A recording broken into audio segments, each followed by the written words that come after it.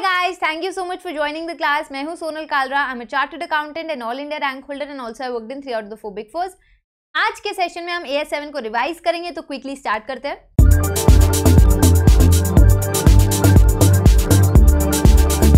तो सबसे पहले स्टार्ट करें. मैंने यहाँ पे जितने भी AS में हमारे पॉइंट्स कवर हो रहे हैं उन सबको यहाँ पे लिख लिया और एक एक करके हम इसको डिस्कस करेंगे. सबसे पहली बात, मान लो कि आपको एक बिल्डिंग बनवानी है 4 फ्लोर्स की. आप मेरे पास आए, मैं बिल्डर हूँ, हम दोनों ने कॉन्ट्रैक्ट कर लिया कि मैं आपके लिए बिल्डिंग बनाऊंगी, आप बदले में मुझे 10 करोड़ रुपए दोगे. तो अब आप हो कॉन्ट्रैक्टी, मैं हूँ कॉन्ट्रैक्टर. मैं बनाने वाली हूँ, आप बनवा रहे हो अपनी बिल्डिंग. तो ये AS7 जो है वो लगता है कॉन्ट्रैक्टर्स पे. AS7 का नाम क्या है? Construction contracts. फटाफट से 2 बार बोल देते हैं. AS7 construction contracts, AS7 construction contract. ये किस पे लग रहा है? कॉन्ट्रैक्टर पे. ठीक है.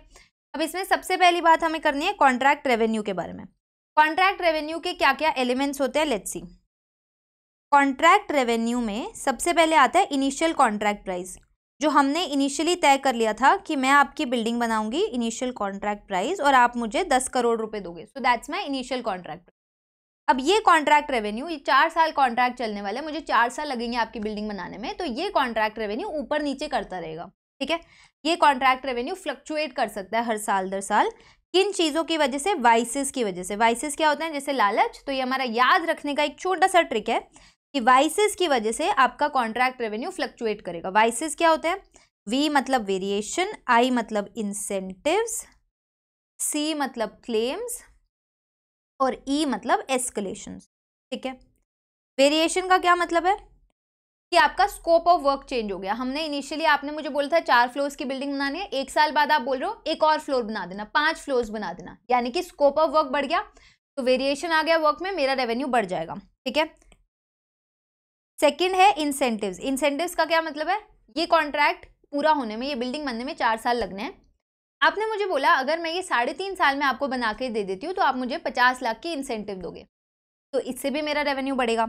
अब यहीं पे पेनल्टी भी लग सकती है. हो सकता है मेरा रेवेन्यू घट जाए, यानी कि आप मुझे बोलोगे अगर 4.5 साल लगा दिए ना तो पेनल्टी लग जाएगी 10 लाख रुपए की. ठीक है. तो पेनल्टी से मेरा रेवेन्यू घटेगा, इंसेंटिव से मेरा रेवेन्यू बढ़ेगा. राइट. उसके बाद होते हैं क्लेम्स. क्लेम्स का क्या मतलब है? कि कोई ऐसी कॉस्ट जो इनिशियल कॉन्ट्रैक्ट प्राइस में कवर नहीं हुई थी. मान लो बिल्डिंग बनते दौरान आपकी वजह से मुझे कुछ डीले सफर करना पड़ा, कस्टमर की वजह से कुछ डीले हुआ, जिसकी वजह से मेरी कॉस्ट लग गई 5 लाख रुपए की. तो यानी कि अब ये मैं आपसे मांगूंगी कि ये पैसा आप मुझे दो, क्योंकि मेरी कॉस्ट आपकी वजह से लगी है. तो ये हो गया 5 लाख रुपए की जो मेरी कॉस्ट लगी है वो मैं आपसे क्लेम कर लूंगी. तो वो मेरे क्लेम्स हैं, इससे भी मेरा रेवेन्यू बढ़ेगा. उसके बाद है एस्केलेशन.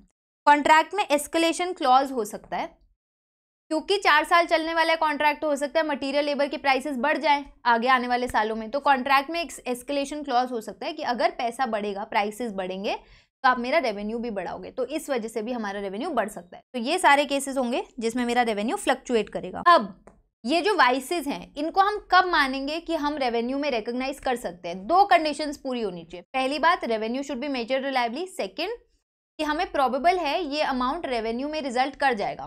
मतलब क्या? जैसे इंसेंटिव्स की बात करते हैं. इंसेंटिव्स में हम ये बोलेंगे, आपने मुझे बोला 3.5 साल में अगर बना दोगे तो इंसेंटिव मिलेगा, तो मैं पहले ही दिन इस 50 लाख के इंसेंटिव को अपने रेवेन्यू का पार्ट नहीं मान सकती. अमाउंट मेजर्ड रिलायबली जरूर है, 50 लाख रुपए मुझे पता है, अमाउंट सही मेजर कर सकते हैं हम. बट दूसरी एक कंडीशन होती है कि मैं कब रिकॉग्नाइज कर सकती हूँ इंसेंटिव, जब मेरा कॉन्ट्रैक्ट सफिशिएंटली एडवांस स्टेज में पहुंच जाएगा. तब मुझे पता चलेगा कि क्या मैं ये परफॉर्मेंस स्टैंडर्ड मीट कर पाऊंगी, तो तब आप इसको रिकॉग्नाइज करो. यानी कि इंसेंटिव के लिए आपका कॉन्ट्रैक्ट सफिशिएंटली एडवांस स्टेज में पहुंच जाना चाहिए, जिससे हमें पता लगेगा कि परफॉर्मेंस स्टैंडर्ड्स मीट हो सकते हैं. तब हम इसको रेवेन्यू को रिकॉग्नाइज करेंगे, एल्स नहीं करेंगे, पहले ही दिन नहीं कर लेंगे. इस पे थ्योरेटिकल क्वेश्चन आता है कि क्या इंसेंटिव वो बताएगा कि इस पर्सन ने कॉन्ट्रैक्ट एंटर किया और वो पहले ही दिन इसको कॉन्ट्रैक्ट का पार्ट मानना चाहता है, रेवेन्यू का पार्ट मानना चाहता है इंसेंटिव को, क्योंकि उसके पास्ट के बेसिस पे उसको पता है वो जल्दी जल्दी कंप्लीट कर लेता है कॉन्ट्रैक्ट. तो आपको क्या बोलना है कि पास्ट क्राइटेरिया से फर्क नहीं पड़ता. इंसेंटिव्स के लिए 2 कंडीशंस पूरी होनी चाहिए. सफिशिएंटली एडवांस स्टेज पे आपका कॉन्ट्रैक्ट पहुंच जाना चाहिए, जिससे आपको लगेगा कि परफॉर्मेंस स्टैंडर्ड्स मीट हो सकते हैं.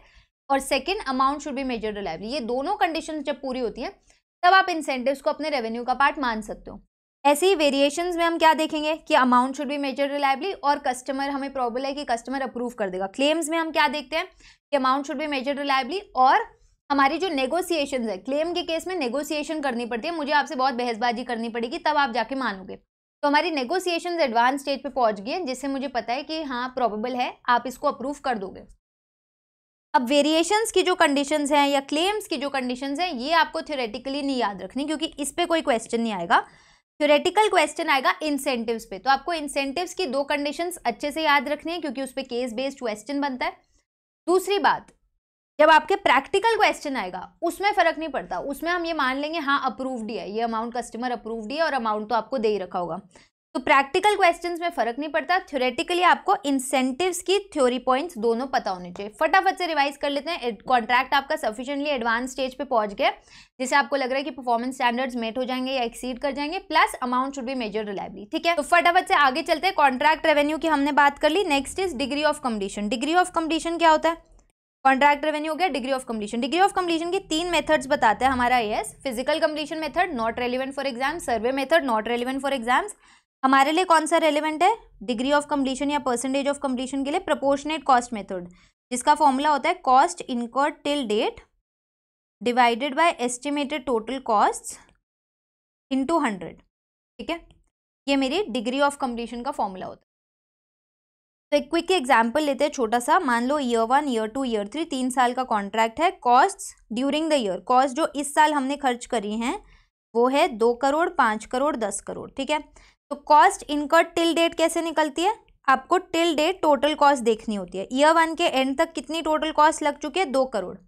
पर ईयर 2 के एंड तक कितनी टोटल कॉस्ट लग चुकी है? 2 + 5 7 करोड़। यानी कि ईयर 2 के एंड पे खड़े हैं तो यहाँ तक कितनी टोटल कॉस्ट अब तक लग चुकी है? टिल डेट लग चुकी है। ठीक है, और फिर ईयर 3 में हम क्या देखेंगे? ईयर 1 + ईयर 2 + ईयर 3 कितनी कॉस्ट टिल डेट लग चुकी है? यानी कि 17 crore. So this is my cost incurred till date, right. Next वो आपको बताएगा कि फ्यूचर में हमें क्या लगता है कि और कितनी कॉस्ट लगने वाली है, एस्टिमेटेड फर्दर कॉस्ट कितनी लगने वाली है। तो ये हर साल का एस्टिमेट होता है। हर साल के एंड पे हम बेस्ट एस्टिमेट लेते हैं, वो एस्टिमेट्स रिवाइज होते रहते हैं। मान लो ईयर 1 के एंड पे मुझे लग रहा था कि अभी और 16 करोड़ लगने वाली है, ईयर 2 के एंड पे मुझे लग रहा था अभी और 10 साढ़े 10 करोड़ लगने वाली है, और ईयर 3 में तो प्रोजेक्ट कंप्लीट ही हो गया, तो अब कोई और फर्दर कॉस्ट नहीं लगेगी।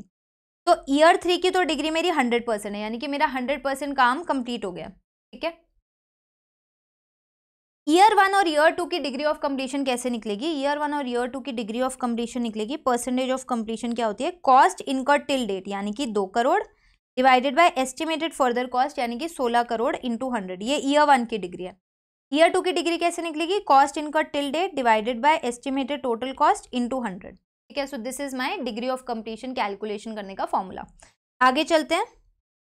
Degree of completion done. फिर कॉन्ट्रैक्ट रेवेन्यू। कॉन्ट्रैक्ट रेवेन्यू पर ईयर और टिल डेट कैसे रिकॉर्ड करते हैं? Let's see. मान लो मेरा टोटल कॉन्ट्रैक्ट रेवेन्यू है 20 करोड़ या 10 करोड़ का मान लेते हैं। 10 करोड़ का मेरा रेवेन्यू है year 1, year 2, year 3। Total contract revenue, total revenue कितना है आपका? 10 करोड़, 10 करोड़, 10 करोड़। ठीक है ना। आपकी डिग्री ऑफ कंप्लीशन क्या है? लेट्स से आपकी डिग्री ऑफ कंप्लीशन है 20% ईयर 1 के एंड पे, 50% ईयर 2 के एंड पे और 100% ईयर 3 के एंड पे। Now this is a cumulative figure कि ईयर 1 के एंड तक कितना कंप्लीट हो गया, ईयर 2 के एंड तक कितना कंप्लीट हो गया? 50%। तो अब हम निकालेंगे contract revenue. Contract revenue till date यानी कि टिल द रिपोर्टिंग डेट कि ईयर 1 के एंड तक कितना रेवेन्यू बनता है आपका? 2 करोड़ आप रिकॉग्नाइज कर सकते हो। ईयर 2 के एंड तक आप कितना रिकॉग्नाइज कर सकते हो? Total revenue into degree of completion यानी कि 5 करोड़। ईयर 3 के एंड तक आप कितना रेवेन्यू रिकॉग्नाइज कर सकते हो? 10 करोड़। तो total revenue into degree of completion, आपका 100% काम कंप्लीट हो गया तो आप 10 करोड़ का रेवेन्यू रिकॉग्नाइज कर सकते हो। अब इसमें से हम माइनस करेंगे रेवेन्यू ऑलरेडी रिकॉग्नाइज्ड। आपने जो पहले से रिकॉग्नाइज कर लिया उसको माइनस कर दो। ईयर 1 से पहले कोई रेवेन्यू रिकॉग्नाइज नहीं किया था तो 0 माइनस किया तो ईयर 1 का रेवेन्यू आ गया 2 करोड़। ईयर 2 के एंड पे आप कह रहे हो टोटल अब तक का रेवेन्यू टिल डेट का रेवेन्यू है 5 करोड़, पर आपने 2 करोड़ तो पहले ही बुक कर लिया था तो 3 करोड़ ईयर 2 का रेवेन्यू है। और ईयर 3 के एंड पे आप बोलोगे कि अब तक 5 crore, till date 5 crore book हो चुका है, ईयर 2 तक 5 करोड़ बुक हो चुका है। या फिर आप इसको ऐसे भी देख सकते हो, ईयर 1 में बुक हुआ 2 करोड़ प्लस ईयर 2 में बुक हुआ 3 करोड़, यानी कि ईयर 2 तक 5 करोड़ बुक हो चुका है। तो 5 करोड़ लेस किया तो 5 crore is your revenue for year 3। ये हमारा रेवेन्यू निकलता है हर साल का। ठीक है, तो कॉन्ट्रैक्ट रेवेन्यू की भी बात हो गई। अब बात कर लेते हैं कॉस्ट इनकर्ड। कॉस्ट इनकर्ड देने के क्या क्या तरीके होते हैं क्वेश्चन में? या तो वो बोलेगा कॉस्ट इनकर्ड टिल डेट इतनी है और आपको एस्टिमेटेड फर्दर कॉस्ट बता देगा तो आप टोटल कॉस्ट निकाल सकते हो। ठीक है, टोटल एस्टिमेटेड कॉस्ट। या फिर दूसरा तरीका क्या होता है कि वो आपको स्प्लिट करके देगा, मटेरियल इतना लगा, लेबर इतनी लगी, तो आप उन सबको जोड़ के आप कॉस्ट इनकर्ड निकाल सकते हो। तीसरा तरीका क्या होगा कि वो बोलेगा कॉस्ट इनकर्ड नहीं बताएगा पर वर्क सर्टिफाइड और वर्क अनसर्टिफाइड बताएगा, तो इन दोनों को जोड़ के आप कॉस्ट इनकर्ड निकालोगे। इन केस क्वेश्चन में कॉस्ट इनकर्ड भी गिवन है और वर्क सर्टिफाइड और अनसर्टिफाइड भी गिवन है, तब आप वर्क सर्टिफाइड और अनसर्टिफाइड को इग्नोर करोगे और सिर्फ कॉस्ट इनकर्ड लोगे। पर अगर कॉस्ट इनकर्ड टिल डेट ना बताए तो हमारे पास ऑल्टरनेटिव ये बचता है कि हम वर्क सर्टिफाइड और वर्क अनसर्टिफाइड को ऐड करके कॉस्ट इनकर्ड निकाल लें। अब कॉस्ट के क्या क्या एलिमेंट्स होते हैं क्विकली डिस्कस कर लेते हैं। कॉस्ट के एलिमेंट्स, लेट्स सी। कॉस्ट में क्या क्या आता है, एक हो गई डायरेक्ट कॉस्ट जो इसी पर्टिकुलर कॉन्ट्रैक्ट पे लगी है, इसी आपकी जो मैं बिल्डिंग बना रही हूँ उस पर जो मटेरियल लगा, लेबर की सुपरविजन की cost I, cost of hiring the plant, hiring charges हुए कुछ, या डिप्रीसिएशन हुआ, अगर हमारा प्लांट था तो डिप्रीसिएशन हुआ, ये सारे खर्चे इसी पर्टिकुलर कॉन्ट्रैक्ट पे लग रहे हैं, इसी बिल्डिंग को बनाने में लग रहे हैं, तो ये डायरेक्ट कॉस्ट है। सेकेंड होती है एलोकेटेड कॉस्ट, यानी कि अगर मैंने इंश्योरेंस करा लिया, 4-5 प्रोजेक्ट्स चल रहे हैं एक साथ, मैंने इंश्योरेंस करा लिया और इस पर्टिकुलर प्रोजेक्ट का इंश्योरेंस की कॉस्ट बनती है 10% ऑफ द टोटल, तो मैं एलोकेट कर दूंगी इस कॉन्ट्रैक्ट पे, तो वो भी मेरी कॉस्ट का पार्ट होता है। और तीसरा क्या होता है, तीसरा होता है specific chargeable cost. Specific chargeable costs, ये कौन सी कॉस्ट होती है कि स्पेसिफिकली इस पर्टिकुलर कस्टमर के साथ हमने अग्री किया था कॉन्ट्रैक्ट में कि आपके लिए मैं कुछ R&D कॉस्ट करूंगी, वो रीइंबर्सेबल हो जाएगी इस कॉन्ट्रैक्ट में, या फिर कुछ एडमिन कॉस्ट होने वाली, तो हमारे कॉन्ट्रैक्ट में अग्रीड होगा इस पर्टिकुलर कॉन्ट्रैक्ट में इस पर्टिकुलर कस्टमर के साथ, तो वो स्पेसिफिक चार्जेबल इसी कॉन्ट्रैक्ट में आप जोड़ दोगे। ठीक है, so these are my cost incurred. फिर आता है प्रॉफिट और लॉस। देखो प्रॉफिट कैसे निकालते हैं हम, लेट्स से आपने कॉन्ट्रैक्ट रेवेन्यू जो रिकॉग्नाइज किया था फॉर द ईयर आपका रेवेन्यू बन रहा है मान लो 5 करोड़, 6 करोड़, 3 करोड़, ठीक है। इसमें से आप cost for the year minus करोगे, जो करंट ईयर में आपकी कॉस्ट लगी है वो आप माइनस कर दो, 3 करोड़, 2 करोड़ और 1 करोड़, मान लो ये कॉस्ट आपकी लगी है, तो आपका प्रॉफिट आ जाएगा 2, 4 और 2 करोड़। ठीक है ना, दिस इज माई प्रॉफिट। तो आप करंट ईयर का रेवेन्यू ले, तो ये कैसे निकला होगा, कॉन्ट्रैक्ट रेवेन्यू में डिग्री ऑफ कंप्लीशन मल्टीप्लाई करके ऑलरेडी रिकॉग्नाइज माइनस करके फिर कॉन्ट्रैक्ट रेवेन्यू आता है। कॉस्ट करंट ईयर की लोगे तो आपका करंट ईयर का प्रॉफिट आ जाएगा।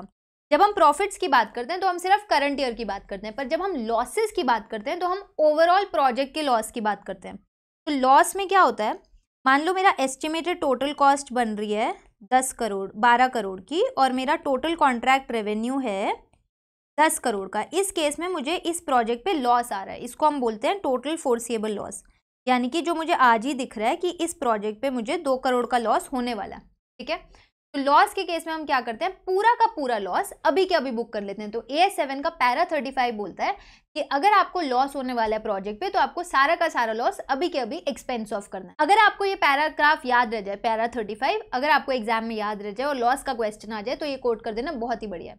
नहीं भी याद रहे तो कोई प्रॉब्लम नहीं। ठीक है, तो ये हो गया टोटल फोर्सिएबल लॉस, ये हमें आज के आज अपने P&L में एक्सपेंस ऑफ करना है। तो जब क्वेश्चन में वो बोलता है प्रॉफिट या लॉस निकालो, तो प्रॉफिट निकालने को बोलेगा तो ईयर दर ईयर का करंट ईयर का प्रॉफिट निकालेंगे, पर अगर लॉस निकालने को बोलेगा तो हमें टोटल फोर्सिएबल लॉस निकाल के आना है। इसके फर्दर 2 एलिमेंट्स होते हैं, लॉस फॉर द ईयर जो करंट ईयर का लॉस है plus provision for foreseeable loss. ठीक है, तो हमसे प्रोविजन फॉर फोर्सिएबल लॉस भी निकलवाता है। तो ऐसे केस में हम क्या करते हैं, टोटल फोर्सिएबल लॉस में से loss for current year minus कर देते हैं, तो प्रोविजन फॉर फोर्सिएबल लॉस आ जाता है। जैसे लेट्स टेक एन एग्जांपल, तो हमारा टोटल फोर्सिएबल लॉस था 2 करोड़ का। ठीक है, मान लो ईयर 1 में मेरी कॉस्ट इनकर्ड हुई है, कॉस्ट इनकर्ड मेरी लगी है 4.8 करोड़, राइट। तो अगर मुझे परसेंटेज ऑफ कंप्लीशन निकालना है तो वो कैसे निकलेगा, परसेंटेज ऑफ कंप्लीशन आएगा cost incurred till date divided by estimated total cost. Estimated total cost कितनी है, 12 करोड़, ये हमने पहले ही बताया था, एस्टिमेटेड टोटल कॉस्ट है 12 करोड़ की। तो इसका मतलब मेरी डिग्री है 40%, तो मैं रेवेन्यू कितना रिकॉग्नाइज कर सकती हूँ, करंट ईयर का रेवेन्यू कितना हो जाएगा, 10 करोड़ का 40% यानी कि 4 करोड़। तो इसका मतलब आप 4 करोड़ का रेवेन्यू रिकॉग्नाइज करोगे, 4.8 करोड़ की आपकी कॉस्ट है, तो 0.8 करोड़ का आपका लॉस आ रहा है। This is my loss for the current year. हम क्या करेंगे, loss for the current year को टोटल फोर्सिएबल लॉस में से अगर माइनस कर दोगे तो आपके पास आ जाएगा provision for foreseeable loss 1.2 crore, right. आगे चलते हैं क्विकली, हमने प्रॉफिट लॉस की भी बात कर ली, प्रोविजन की भी बात कर ली। अब छोटे छोटे पॉइंट्स डिस्कस करते हैं। वर्क इन प्रोग्रेस, कई बार वो क्वेश्चन में आपसे पूछता है, तो that is equal to cost incurred till date. और अगर क्वेश्चन में कॉस्ट इनकर्ड नहीं बता रखी तो work certified plus work uncertified कर देना। अमाउंट ड्यू टू और फ्रॉम कस्टमर क्या होता है, इसका फॉर्मूला होता है cost incurred plus recognise profits. अगर आपके प्रोजेक्ट पे प्रॉफिट है तो आप प्लस प्रॉफिट्स करोगे, अगर आपके प्रोजेक्ट पे लॉस है तो आप लॉसेस लेस करोगे, और इसमें से आपको लेस करनी है प्रोग्रेस बिलिंग्स। ठीक है, हमारे वाले एग्जाम्पल में अगर लिखें तो कॉस्ट इनकर्ड थी 4.8 करोड़, प्रॉफिट तो थे नहीं, लॉसेस थे 2 करोड़ के। आपको टोटल फोर्सिएबल लॉस लेना होता है। अगर क्वेश्चन में लॉस है तो आपको टोटल फोर्सिएबल लॉस लेना होता है, माइनस प्रोग्रेस बिलिंग्स। बिलिंग्स मतलब मैं कॉन्ट्रैक्टर हूँ, आप कॉन्ट्रैक्टर हो, तो मैंने आपको कितना बिल भेज दिया अभी तक के काम का। इसके 2 केसेस ले लेते हैं। ये हम दोनों की अग्रीमेंट के बेसिस पे होता है कि हमें कितना बिल रेज करना है। मान लो मैंने आपको 5 करोड़ का बिल रेज कर दिया, या सेकेंड केस ले लेते हैं 4.8 माइनस 2, मैंने आपको 1 करोड़ का बिल रेज किया, तो क्या आंसर आएंगे। इस केस में तो हमारा नेगेटिव आंसर आ रहा है, 2.2 माइनस में आ रहा है, और यहाँ पे हमारा प्लस में आ रहा है 1.8। ठीक है, तो जब नेगेटिव आता है उसको हम बोलते हैं अमाउंट ड्यू टू कस्टमर, ये लाइबिलिटी दिखाएंगे हम, और जब पॉजिटिव में आता है तो उसको बोलते हैं अमाउंट ड्यू फ्रॉम कस्टमर, और ये हमारा एसेट आता है। ठीक है, प्रोग्रेस बिलिंग्स किसका सम होता है, progress payments received plus payment to be received. आगे चलते हैं, अमाउंट ड्यू टू और फ्रॉम भी हो गया। रिकॉर्ड इंसेंटिव की 2 कंडीशंस हमने डिस्कस कर ली थी। अब बचे हैं 2 पॉइंट्स, आउटकम अनसर्टेन और कंबाइनिंग एंड सेगमेंटिंग। ये थ्योरेटिकली केस बेस्ड आता है। तो सबसे पहली बात, आउटकम अनसर्टेन कब हो सकता है, अगर कोई भी एक कंडीशन फुलफिल होगी, इन 4 में से कोई भी एक कंडीशन फुलफिल होगी तो आपका आउटकम अनसर्टेन है। क्या क्या कंडीशंस हैं, आपको टोटल कॉन्ट्रैक्ट रेवेन्यू ही नहीं पता चल रहा, आप रिलायबली एस्टिमेट नहीं कर पा रहे हो, आपको प्रोबेबल ही नहीं है कि आपको इकोनॉमिक बेनिफिट्स फ्लो करेंगे इस प्रोजेक्ट पे, या फिर आपको stage of completion and cost to complete the contract reliably नहीं मेजर हो पा रहा, या फिर आपको cost attributable to the project नहीं एस्टिमेट हो पा रही। कोई भी एक कंडीशन अगर टिक हो गई ना, तो यानी कि आउटकम अनसर्टेन। और जब आउटकम अनसर्टेन होता है तो क्या होता है कि आप प्रॉफिट और लॉस बुक नहीं करते हो। आप क्या करोगे, रेवेन्यू कितना रिकॉग्नाइज करोगे, परसेंटेज ऑफ कंप्लीशन के हिसाब से नहीं करोगे, आप रेवेन्यू रिकॉग्नाइज करोगे equal to the cost incurred. मैं कॉन्ट्रैक्टर हूँ, आप कॉन्ट्रैक्टर हो, इस प्रोजेक्ट पे आउटकम अनसर्टेन हो गया, तो यानी कि मेरे अगर 2 करोड़ की कॉस्ट लग चुकी है तो मैं रेवेन्यू भी 2 करोड़ का रिकॉग्नाइज करूंगी, कॉस्ट भी 2 करोड़ की डालूंगी, और मेरा प्रॉफिट लॉस आएगा 0। ये रेवेन्यू मैं कब बुक कर सकती हूँ, जब मुझे प्रोबेबल है कि मुझे वो अमाउंट रिकवर हो जाएगा, कि अगर मुझे लगता है हाँ 2 करोड़ की जो कॉस्ट लगी है वो रिकवर हो जाएगा, तभी मैं वो 2 करोड़ का रेवेन्यू रिकॉर्ड कर सकती हूँ। ठीक है, नेक्स्ट है combining and segmenting. Combining segmenting में क्या होता है, अगर एक कॉन्ट्रैक्ट में एक से ज्यादा एसेट्स आ रहे हैं तो आप हर एसेट को एक सेपरेट कंस्ट्रक्शन कॉन्ट्रैक्ट मानोगे या नहीं, वो डिपेंड करता है। अगर 3 कंडीशंस फुलफिल हो रही हैं, तीनों पे अगर टिक टिक टिक लगा है, तो यानी कि आपको सेगमेंटिंग करनी पड़ेगी, सेपरेट कंस्ट्रक्शन कॉन्ट्रैक्ट मानना पड़ेगा। तो वो 3 कंडीशंस क्या है, सबसे पहला सेपरेट प्रपोजल भेजे गए थे हर एसेट के लिए, सेपरेट नेगोशिएशन हुई थी हर एसेट की, और कॉन्ट्रैक्टर कॉन्ट्रैक्टी के पास वो एक्सेप्ट या रिजेक्ट कर सकते थे हर एक एसेट को। ठीक है, थर्ड, कॉस्ट और रेवेन्यू आप सेपरेटली आइडेंटिफाई कर सकते हो। तो क्वेश्चन आएगा आपके पास कि ए लिमिटेड ने बी लिमिटेड के साथ कॉन्ट्रैक्ट किया है, 3 कमर्शियल कॉम्प्लेक्सेस बनाने हैं अलग अलग रीजन्स में, 3 अलग अलग रीजन्स हैं, तीनों के सेपरेट प्रपोजल्स भेजे गए थे, एक ही अग्रीमेंट के अंदर तीनों का अलग अलग रेवेन्यू डिसाइड हुआ है और अलग अलग कंप्लीशन टाइम भी डिसाइड हुआ है। तो बताओ इसको सेगमेंटिंग करेंगे या नहीं। तो देखो, अग्रीमेंट एक है, उससे फर्क नहीं पड़ेगा, सेपरेट प्रपोजल भेजे गए थे प्लस कॉस्ट रेवेन्यू का डेटा सेपरेट है, तो ये 2 कंडीशन तो फुलफिल हो गई। उसके बाद वो कह रहे हैं कंप्लीशन टाइम भी सेपरेट है, तो हम ये डिड्यूस कर लेंगे कि हाँ कंप्लीशन टाइम भी आपका सेपरेट है और आपके रेवेन्यू भी सेपरेट है, तो यानी कि सेपरेटली नेगोशिएट हुआ होगा। तो इसीलिए तीनों कंडीशन टिक टिक टिक, इसीलिए आप इनको सेपरेट कॉन्ट्रैक्ट्स मानोगे। ठीक है, यहाँ पे सारे पॉइंट्स कवर हो गए ES7 के। Thank you so much for watching, see you in my next video, bye bye.